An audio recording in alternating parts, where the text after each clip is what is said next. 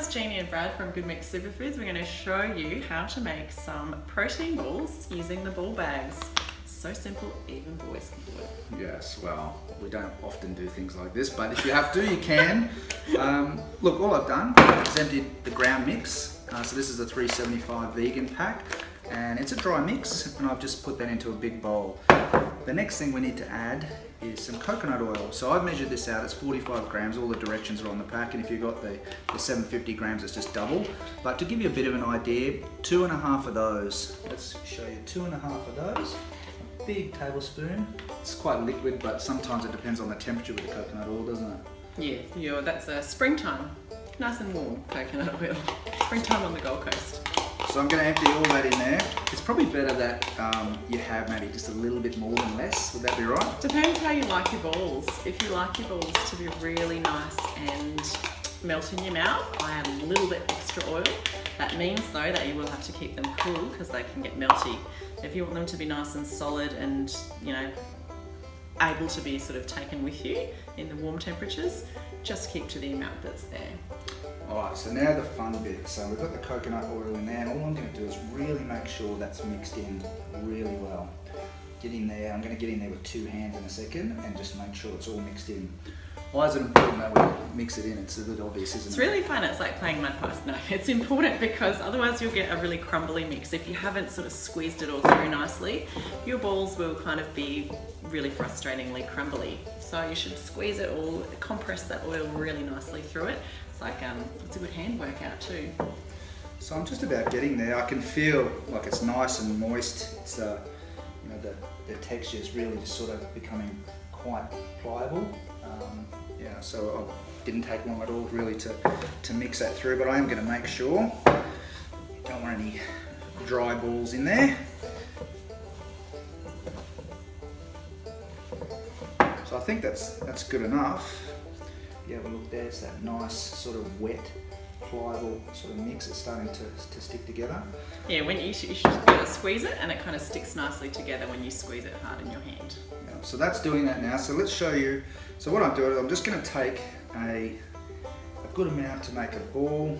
You know, the small bags make about 15 balls, and the large bags make about 30. So it just depends on how many, the size of the balls you like, but about a 28 gram ball, which is about something a little bit less than a golf ball. So all I'm doing is just sort of squeezing that together, quite gentle. I'm not rolling it together, I'm just sort of squeezing that together, compacting it nice and together. And I'm just give that a little bit of a gentle roll to make a nice little protein ball. Now you can imagine I can really work hard and make these really quickly. Jeannie's going to show you a little trick here. With the coconut. So what I do is when I've made a big, I put my balls straight into a container that has some nice organic desiccated coconut. So once we've got a whole heap in there, you basically just give it a good shake, and that will coat all your balls really quickly, so you don't have to do it one at a time. So you can obviously, you know, put in 10, 15 balls and just straight in there and coat them in your coconut. So, other than the base mix, what else can you do with the balls? Oh, I love to add some organic vanilla essence. You can put in some essential oil orange and peppermint. Make sure you get the ones that you can use internally. Really nice to use some coffee to make a mocha balls if you want that real afternoon pick-me-up. Coffee and vanilla together, beautiful, or even the orange and vanilla. With the orange, a bit of zest is nice. You can do rum and raisin, so rum soaked. All Christmas balls. Yeah, the best rum balls they ever. Actually taste really good. Perfect for your gluten-free or rum. your vegan or your, you know, your health conscious but still naughty friends for Christmas. Do up a jar. So yeah, rum and raisin, beautiful. Bit of mixed spice in there. And the mix is quite pliable. Balls aren't just the only things you can do. There's been a lot of creations over the years. You can use this as the base mix for your raw desserts and slices and cheesecakes. So it will press really nicely down into your slice trays, your cheesecake dishes, or your little cupcake, your little patty tins. And you just use a bit of hot water to sort of melt it out, and then you can get it out easily without it breaking. So all you need to do to set these is, or you can eat them like that, it's fine, but they're really nice either fresh from the fridge or just out of the freezer. I like them too, if you like them really nice and hard. So there you go, guys. What I like to do with them, I like to eat them, but put them in the freezer. By the time you've boiled a cup of tea and you've got them out on the bench, they're ready to eat and they're nice. It's a real choc alternative.